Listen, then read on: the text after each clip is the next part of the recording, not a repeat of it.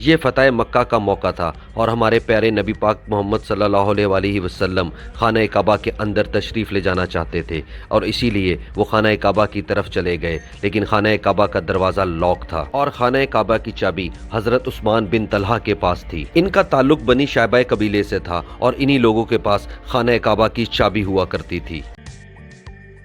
نبی پاک صلی اللہ علیہ وآلہ وسلم نے حضرت علی رضی اللہ عنہ کو ان کے پاس چابی لینے کے لیے بھیجا، لیکن حضرت عثمان بن طلحہ چابی دینے سے ہچکچا رہے تھے، لیکن پھر بھی حضرت علی رضی اللہ عنہ نے ان سے خانہ کعبہ کی چابی لے لی اور خانہ کعبہ کا دروازہ کھول دیا گیا۔ نبی پاک صلی اللہ علیہ وآلہ وسلم خانہ کعبہ کے اندر داخل ہو گئے اور انہوں نے خانہ کعبہ کے اندر جا کر نماز ادا کی، لیکن اسی وقت حضرت جبرائیل علیہ السلام اللہ تعالیٰ کی وحی لے کر نبی پاک صلی اللہ علیہ وآلہ وسلم کے پاس حاضر ہو گئے، اور اس وحی میں اللہ تعالیٰ نے نبی پاک صلی اللہ علیہ وآلہ وسلم کو حکم دیا کہ خانہ کعبہ کی چابی جن سے لی گئی ہے انہی کو واپس کر دی جائے۔ اور پھر بس وحی نازل ہوتے ہی نبی پاک صلی اللہ علیہ وآلہ وسلم نے حضرت علی رضی اللہ عنہ کو چابی واپس دی اور کہا کہ یہ چابی حضرت عثمان بن طلحہ کو واپس کر دی جائے۔ حضرت عثمان بن طلحہ کو جب یہ چابی واپس ملی تو وہ اس بات پر حیران رہ گئے۔ حضرت علی رضی اللہ عنہ نے ان کو بتایا کہ نبی پاک صلی اللہ علیہ وآلہ وسلم پر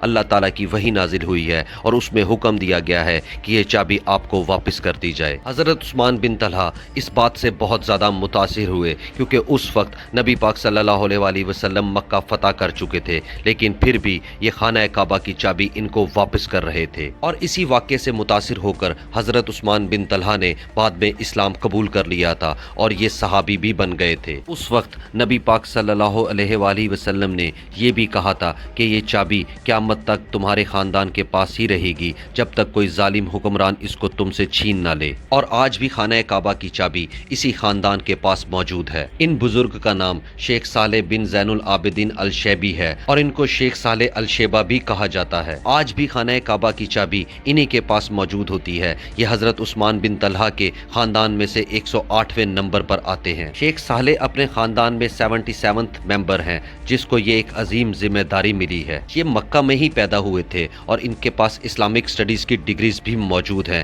اس سے پہلے یہ ایک اسلامک یونیورسٹی میں پڑھا بھی چکے ہیں۔ نہ کہ صرف یہ کہ ان کے پاس خانہ کعبہ کی چابی موجود ہے، اس کے علاوہ خانہ کعبہ کے دیگر کاموں میں بھی ان کی فیملی ہر وقت پیش رہتی ہے، جیسا کہ خانہ کعبہ کی صفائی کرنا، اس کا غلاف وغیرہ تبدیل کرنا، اور دوسرے کاموں میں بھی ان کی خاندان والے ہر وقت پیش رہتے ہیں۔ مکہ کے امیر ہر وقت ان کاموں کے لیے ان کے خاندان والوں سے رابطے میں رہتے ہیں۔ وقت گزرنے کے ساتھ ساتھ خانہ کعبہ کی چابی کی شکل بھی تبدیل کی گئی ہے۔ یہ چابی تقریباً 35 سینٹی میٹر لمبی ہوتی ہے۔ آج خانہ کعبہ کا لاک اور اس کی چابی 18 کیرٹ گولڈ سے بنی ہوئی ہے۔ شیخ صالح کے خاندان سے کوئی شخص بھی یہ چابی نہیں لے سکتا، کیونکہ نبی پاک صلی اللہ علیہ وآلہ وسلم نے اللہ کے حکم سے یہ چابی ان کو خود دی تھی۔